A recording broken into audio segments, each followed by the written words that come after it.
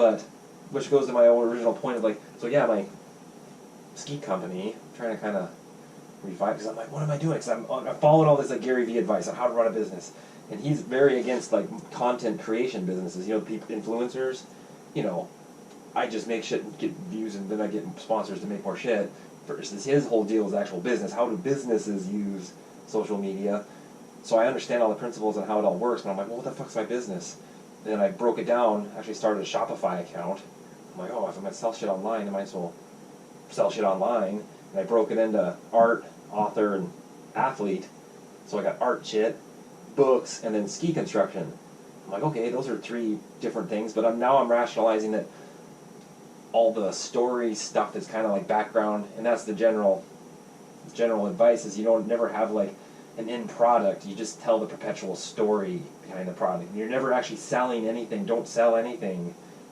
You're just telling your story, and then as a result you'll sell stuff. Don't sell anything. I'm not here, hey, buy my fucking shit. It's like, here's the story. Like, take it as you want. And you have like, I mean, that's his thing. I feel like in the past few years that, and especially like, yeah, definitely in the past few years there was a uptick in the amount of people who were vlogging, I would say, which is essentially like filming and over glamorizing your lifestyle and trying to like upload daily, or you know, whatever your scheduling is that you release your content.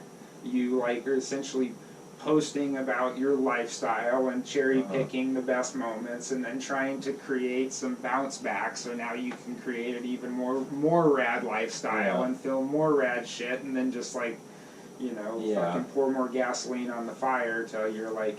But what happens is people can do that for, it seems like 2 to 3 years, about like pointing the camera back on them and like trying to create this, and then it's just like exhausting, and it's like it just comes crumbling down. Yeah, and like there's tons of videos of people talking exactly that. Like, I've been doing this for 10 years, and all the advice is it's a perseverance game. Yeah, you have to like, it seems like people who have more long-term like controlled success they find some niche or some interest, and they make videos that essentially centralize, or they may swing out, but they all kind of come back to this same root. Niche, and so when you're left in these positions that you and really the story is about you. It is about, you know, about the person that like, because if you just film the shit that you do and like people never see the person, like they want to, it's like it's so human interaction driven, everything on social media anymore that people care about, you know. You got to be authentic. You can only, if you're faking it, you can only fake it so long until it crumbles in that way. Exactly, you know, and it's like, that's just. Yeah, well, my biggest liability in all of it, because I'm like, well, I like building skis, so I'm like, well, I might as well just experiment. Now, it's so interesting, and I talk about Gary Vee, because he's kind of like, I don't know if I've told you about him already, but he's kind of the guru in all of it, but, you know, I count all the shit I did wrong, and like, he's like, being patient. I was so fucking impatient when I first started ski company, 2008, 9, 10, whatever it was. I was fucking instantaneously impatient. I was like, because I'd accrued all this like skiing experience, whatever. So in my head, I was like, bro, I should make a ski sell tomorrow, right? Like, I could sell the business to K2 tomorrow, right? In my head, just 10, 25 steps ahead of myself, kind of knowing it, but being so fucking, and that's just kind of the way I was anyway. Like, when I was in the actual process of ski building, because I didn't do any house building, I didn't do nothing, I was just straight to ski building. And I had the same, like, manic attitude, fast and sloppy, thinking that I could have volume, and you know, you gain perfection through practice. And there's some, and that is true to some extent. You got to practice and fuck up, and you get better along the way. Yeah. But I was just very impatient. I know I was. And, thinking, and then I kind of burned out on it. It was like, oh my god. Where now I've gone away from it. Now I'm like slow motion fucking house building. Now you want to like probably like come back and like approach it from a different point. It's way slower down, and there's no pressure. That's the thing. I had so much pressure because I didn't want to. I didn't have a career. I had no skills. Yeah. I knew how to ski and run a chainsaw. I was like, fuck, running a chainsaw, and I knew nothing else. So I gotta make skis because this is what I know. But I barely knew it, right? so there was tons of pressure, and I was impatient, and I totally walked away from it, wrote it out of my head, which was good. But now 10 years later, I'm like, oh wait a minute, that still is a thing that I know how to do. I'm way more patient. You know, a fucking house. This place took 17 months to do one goddamn house, and I still have a career that'll keep going. So there's no pressure on the hobby. You know, Yeah. That's always been my problem. Is I put so much pressure on the hobby, it fucking blows up because I'm like, you know, too much pressure. No, but that's like I told you the other day. That's what I would like you to. I'd like to bring you a ski.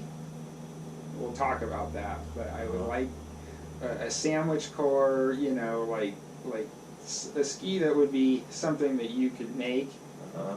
That, and then your goal would be to try and make something similar. Yeah. And then we can like take the two of them, and we might have to cover them in like a fucking fuzzy fucking faux fur try or to tell the something. difference. Or And whatever. like yeah, and then like actually document like Yeah. the tell the difference thing. Like, you know, how much is like stuff like that to me is Well, very that's where interesting. I'm shifting towards. It's like You the know, ski it's building. Like I said, I'm moving the shop out here, but all this other stuff get out of the way. But I want to get into that to where it'll just be the videos. You know, I know I'm shotgunning around because I still have the goddamn art and books, but the whole point, the whole product is going to be the ski. Oh, here's the ski for sale. Meanwhile, shotgunning, art, book, story.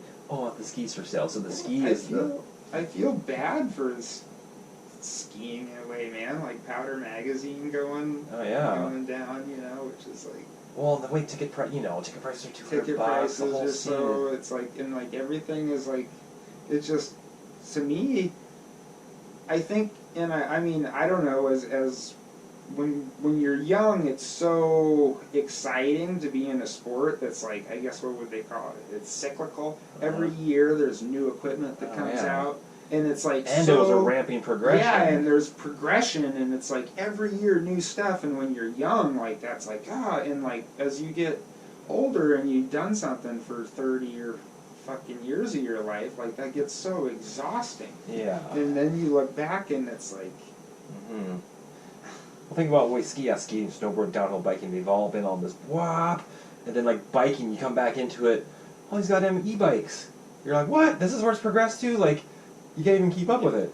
Like, I saw some dudes, I went to the mountain the other day, a guy and a girl, biking easily, up Tanaka Road, after that steep pitch, biking straight up it, easily, on these monster downhill bikes. And they're like, oh, hi. I'm like, what?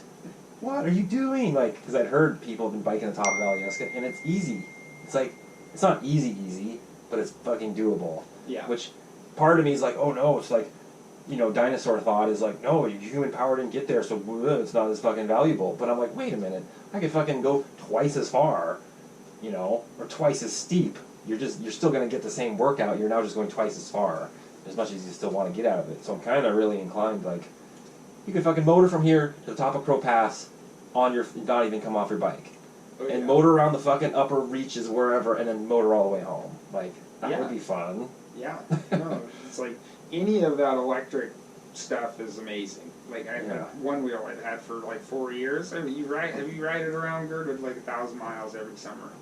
Yeah. And it was just like 2 weeks ago. I've had, I would say, my first like really true like negative experience with somebody. Oh. That I like. Someone yelled at you? Yeah, some like crotchety old guy that wanted to be the I would call him a trail cop or whatever. Trail keeper, yeah. Yeah, which had with no credentials or authority, he wanted to be a trail cop, and so like it's. Well, it is a blurry line of motorized vehicle. Well, the one wheel is interesting because when they built the thing, they specifically the power requirements and everything that it has in it make it by law. I think the law kind of deciphers it the same as like a motorized wheelchair. Oh, so it, like interesting. Yeah, and so that was kind of why they built it the way that they did, because they were trying to kind of like disguise it in that little. Well, then I know the e-bikes down in the States, like the BLM, Bureau of Land Management's like cutting back on them or trying to enforce it because people are motoring around And personally, I don't see a problem because you're not like spinning out and like digging Brodies like on a dirt bike, and they're silent. So what's the big problem? But I'm sure someone will have a problem. Yeah. Like that'd be a bummer to buy one, and all of a sudden Chugach State Park is like, nope, can't go anywhere. But anyway, I thought of just talking ski business, and then back to my main liability. I'm like, oh, I want to sell skis. But meanwhile, I'm fucking spending half my time arguing super duper contentious politics, alienating 50% of the market. Like, and I recognize that. I'm like, what the fuck am I doing? Oh man, like So it's like part of my ego or whatever be like, well, this is what I want to talk about because I'm interested in it enough to talk about it. But realizing you're pissing off 50% of the people, whatever side you do, you're instantly pissing off people. So I try to play middle ground, but you're still like pissing them off. So I'm like, oh, do I just not talk politics at all and just dumb back down to like ski talk only, which feels dumb and simple, you know? Yeah, I think ski talk. Yeah, it's a good grassroots thing. Yeah. for you. Well, I know. It's like it's generally positive, at least. I know it's a positive, happy thing. That you're like, yay, and it's a place that people go to run away from the real world. You know. But we also we live in a town in Alaska where like we're pretty much viewed as like the most liberal community in yeah, by a long shot. by a long Well, I told you that how was a couple years ago I went to first salmon stock, and it was the very first time in my life that I'd talked to someone in Alaska, and I said I was from Girdwood, and I got this like disdain, like, oh, Girdwood, oh, okay, whatever. They kind of wrote it. I was like, what? It was obvious, and then we're in the Milchik. That's real Alaska. That's attitude towards Anchorage or whatever. Is like Anchorage isn't real Alaska. Everywhere else is. And then Girdwood is like the little Richie Richville corner of, it's where, and it is. It's a rich resort town. And it's like, what do you say? It's like I don't want to live anywhere else. I just like I think that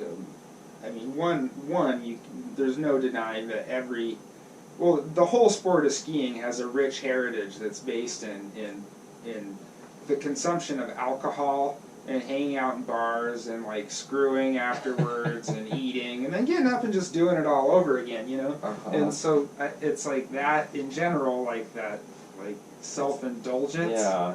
You take that and like, so people have come and experienced that side of Girdwood, and they've also been here or been here during what, like Forest Fair? Yeah. Which like is like this like fire spinners and the hippie convention, which is like so super classic that we get all these people that dress up and come down here, and then it's so cute that everybody thinks like those are the people that are from Girdwood. Yeah.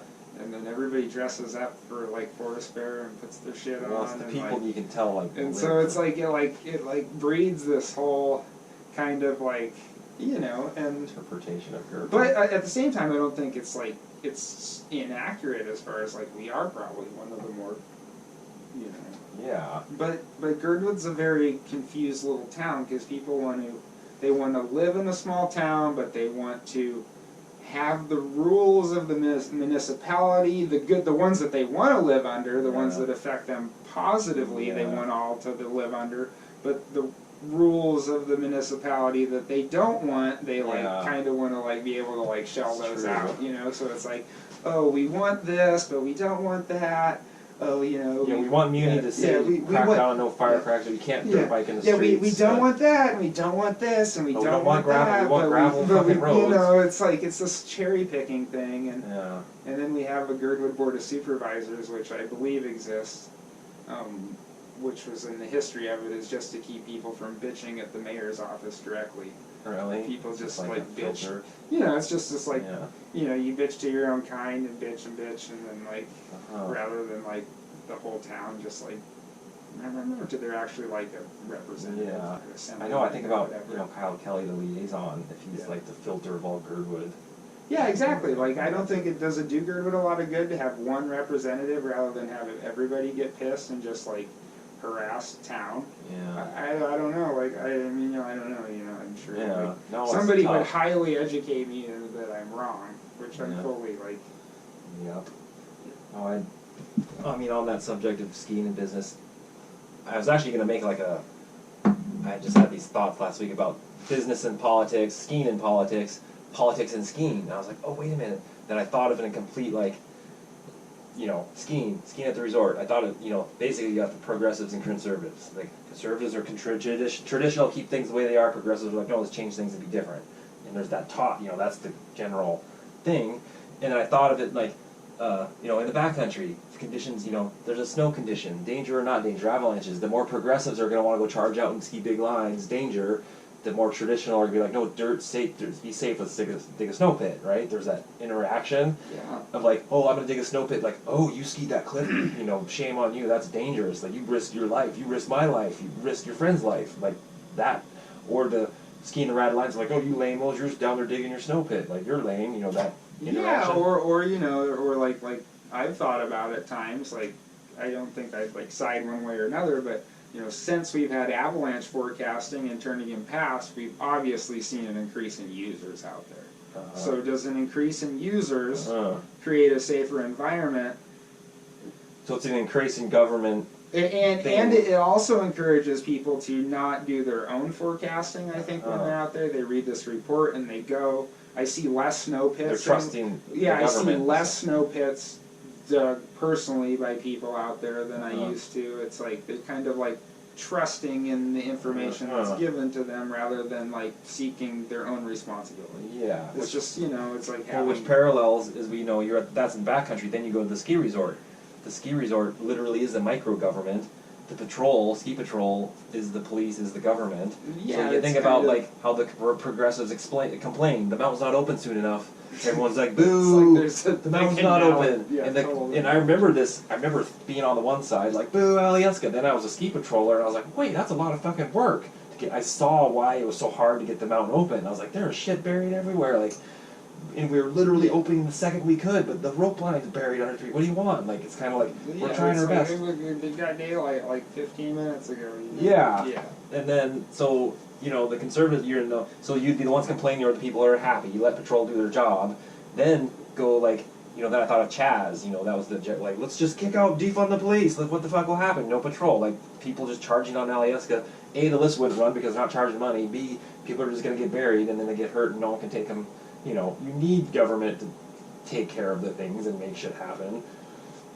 But it's a balance, like, because you could, like, everyone complains Alyeska's on super lockdown compared to other resorts. You're allowed to go backcountry. You're allowed, it's just a real interesting micro parallel on the way that all works. Like, oh, you can go backcountry, whatever resort. It's man. Like, look how many sled skiers are in in Turnagain. Like, you add that one layer of like governance where you're like now providing them a forecast of what the danger is and like, I mean, equipment's gotten better, yes, and like its availability's gotten better, but all these things have kind of grown to and like more backcountry use isn't a bad thing. If I have to like go over here or go over there, like so be it. That's like more enjoyment for me to not go to the same places over and over again. But it's like, when you I don't know, like, it's interesting. I know, I thought it the other day, because it literally is a parallel in, like, the grand scheme of things, because you're like, oh, more government, more taxes, less taxes, whatever, like, people argue about. And then it kind of comes down to, like, and then that's the obvious thing is, like, people argue about what to be afraid of, Someone's like, oh, we're afraid of the fascist, evil, the fucking military dictatorship, and the other people are like, we're afraid of the immigration's going to roll over. They just can't agree on what to be afraid of is what it literally is. Like, you should be afraid of this. It's like you said for the election. We're afraid of China. We're afraid of Russia. Like, oh God, like, can you just not be afraid of anything? Like, can't it just be set the positive side versus the negative? It's interesting to me. Like, I mean, I understand the root in the fear of Russia. Like, we have a long-standing history with the fear of Russia, and I understand that, like, we could be scared of China because of their communist country, and like I guess we're like historically against communism, and which is there's that side of it, but being sold on this fact that like we should be against China because their economy is going to get bigger than ours, like we can't stop that, and like how many people are in that country and they're like developing rapidly. And their economy is going to be like 2 to 3 times the size of ours. Especially when they have no greenhouse restrictions and we do. And us making policy, thinking that we're doing us any favors, like just trying to restrict China's you know, how fast their economy grows. I just don't Yeah. see like how it seems like it's a lost battle. Yeah. I don't get it, you know. Yeah. And I like mean, we've there's- already sailed this ship as far as like the American dream is to invent something, have somebody else make your shit at the cheapest dollar, and turn around and sell it at maximum profit. You know, like everybody's buying $300 set of headphones that are probably cost like $20 to make. Like that's the American dream. You want to own skull candy. Like that's, you know, like the cheap shit made in China that people turn around and sell for $100. You know, like what? Yeah. And like I I don't know. know. Well, then the solution is just go skiing.